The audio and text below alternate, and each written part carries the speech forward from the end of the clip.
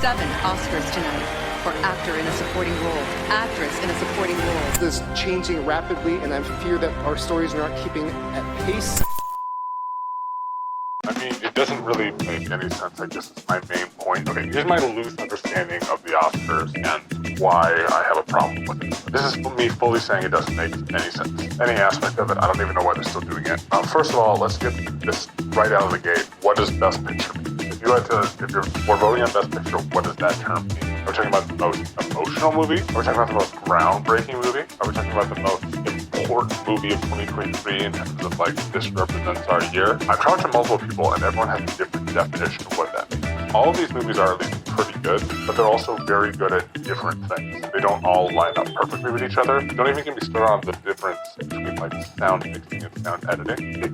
There's so much of it that just doesn't make any sense to anyone, but we're all just going along with it for some reason. I don't get it at all. I mean, I'm an editor, don't get me wrong, but I have no idea what the distinction is between sound editing and sound mixing. Plus, there's all this political stuff going on. I'm not even talking about like, you know, how there's like, oh, woke Hollywood and everything. I mean, literally, the mechanics of voting for the Oscars is just so absurd. There's a rule, apparently, I don't know if this is a change, where documentaries, for one thing, need to have a review in either the LA or the New York Times in order to be nominated, basically. And what's crazy about that whole thing is just, it's the documentary category. Like, you're already an extremely niche category. Why are you gatekeeping really? And there's all these rules with theatrical runs that are just totally, it's totally absurd.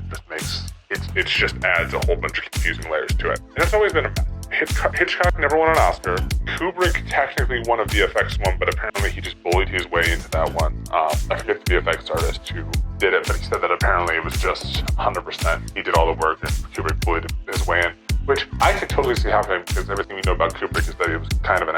I think Bergman might have won Best International Feature at some point, but that doesn't really... I don't think that should count.